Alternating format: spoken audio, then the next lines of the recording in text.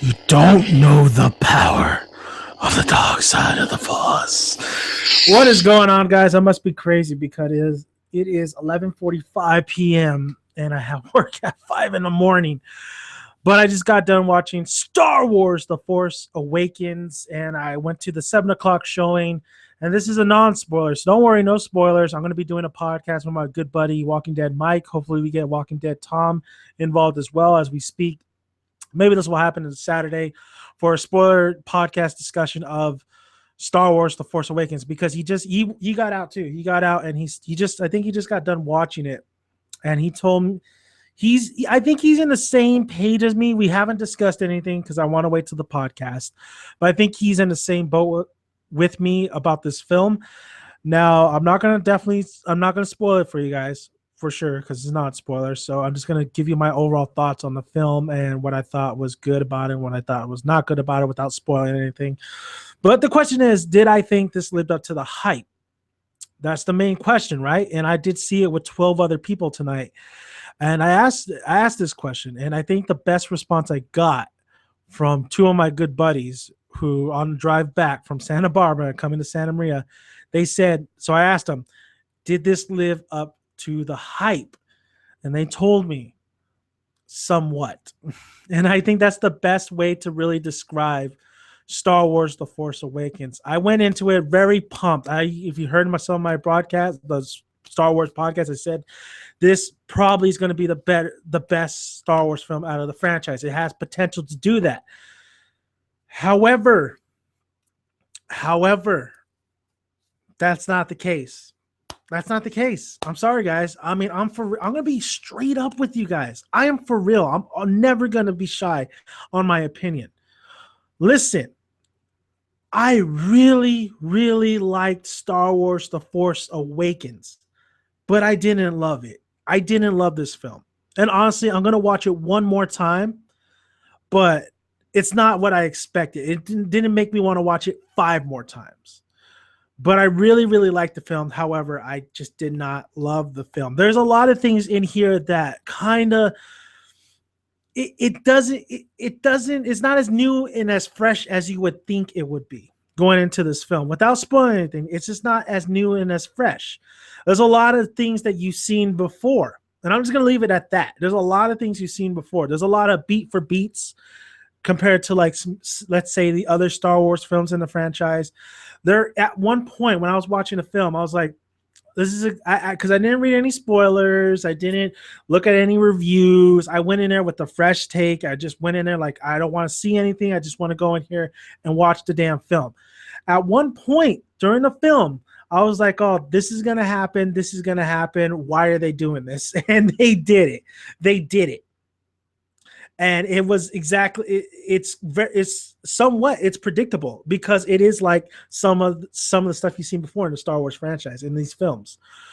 So, but there's a lot to like about this film, though. There's a lot of great things. I mean, I'm focusing on the negative, I guess, a little bit, but there's a lot of great things. The lightsaber fights were fantastic. The look of the film is gorgeous. The mix of, I mean, I was trying to figure out what was CGI. Well, I could tell you some scenes I did see that, okay, that's CGI, of course. It's borderline prequels right there. But very good mix of CGI and practical effects. The dog fights were amazing. Like I said, lightsaber fights were amazing. The new characters that were introduced in this film were good. They were very likable. They make you want to watch. They'll make you want to see where these characters where they go from the beginning all the way to the end of the film. Like the production design was fantastic. The look of these characters, what they had, what they were wearing was great. The villain, a lot of people want to know, how was Kylo Ren? Was Kylo Ren the big badass like Darth Vader was in the original trilogy? I would like to safely say that he is a great villain. He's a great villain. He's everything that I thought he would be. He's definitely everything that I thought he would be. And he really did own this picture. He really made a memorable impression on me at the end of this film. I really did like Kylo Ren. I think out of all the characters, Kylo Ren was one of my favorites. He definitely was one of my favorites in this film. Other than, like Han coming back. Han coming back was awesome. If you guys are worried about Harrison Ford and how he's going to take this role again as, Han Solo, if he's going to be, there's no shock that Harrison is not that big of a fan of Star Wars, but it made his career, it made his career. But Han was great. Han was great. Han was everything I imagined an old Han Solo would be, and it's Han, not Han. There's a lot of Empire Strikes Back. They used Han a lot. Like Lando would always say Han Solo, or what are you talking about Han? It's Han. Even Leia says Han in this film. So I always thought that it was Han because New Hope addresses that it's Han Solo. So I think that's pretty, it's Han Solo, right? Because this film really just addresses that. So does J.J. Abrams really drop the ball? In some aspect, I think what the problem with this film is the story, is the overall the script. Some parts it kind of lags. Some parts it does kind of like go a little bit too. There's a lot of dialogue. There's a lot of humor, which is kind of crazy. There's a lot of, well, it's not crazy because Star Wars is known for its humor, and there's a lot of great humor, a lot of great callbacks, a lot of great wink winks in this film. But not too much to really just throw it in your face. But there's a lot of great humor in here, and even the new characters, like the great chemistry. I think. Finn and Poe had great chemistry in this film. I just thought they were fantastic in here. I thought Rey and Finn were great as well. If you're asking who's the main protagonist in this film, it's really Finn and Rey's movie. It's really their film. It's not one and over the other. It's really both their movies, and they're two different, kind of completely different characters. They're different. They're very different. Rey is very aggressive, very confident, and yet she's seeking for adventure like Luke was.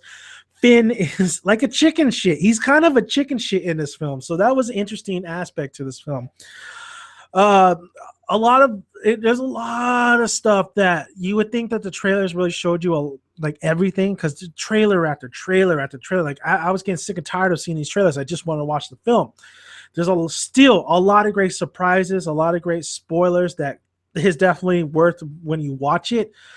So, I mean, I think this film does do its job. It definitely does its job of entertaining me, but it does. I think the pacing is just a little bit off. I think the pacing is a little bit off indeed, because some parts it felt very energized. I was ready for it. Yes, we're going with these battles, these fights, and even the dialogue with some of these characters you really wanted to get into because you love, Han Solo was eating up the scenery.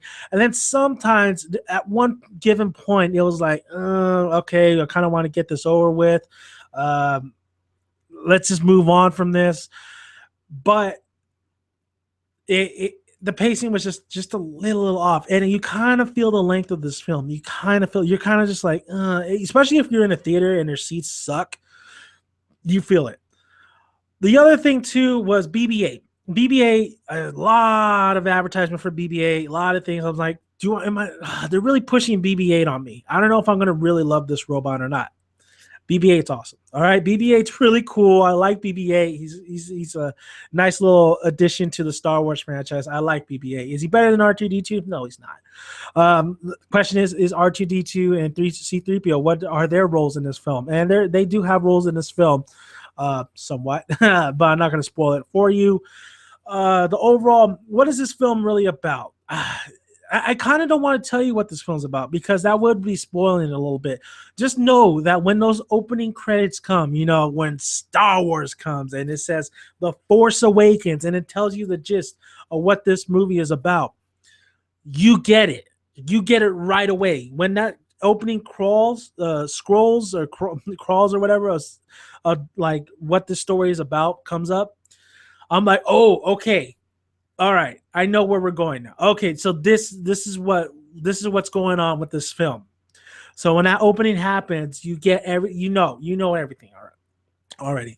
The confusing part is the Resistance and the New Order. Here's the confusing part. There is one particular scene too that I felt, one particular battle that I felt was so rushed. I think people who have seen the film know what I'm talking about.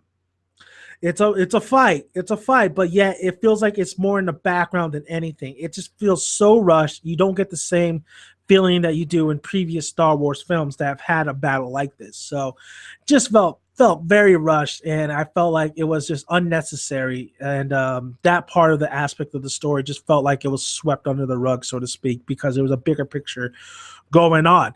So the original characters, I mean, Leia's back. Leia's really good in this film too. What she gets, I think this is really, out of all the original characters, Han is the main focus, and Han really does steal the show. Han just brings a lot of great moments with Han Solo, man. A lot of great moments. There is one particular moment that I don't necessarily like, that involves Han, but we'll get that to that in spoiler territory. But overall, Harrison Ford does a great job in here. There's another thing. There's not really a spoiler. It's actually just false kind of advertisement, honestly. If you're expecting a lot from Phasma, the Chrome Stormtrooper, don't expect much from her. I was looking forward to her so much in this film. After this film was done and we were driving back, I was like, what the fuck, man? They didn't use her at all. She was just there to look cool. That was it. That was it. That was so fucking depressing, man. I was looking forward to Phasma because she looked like a cool character.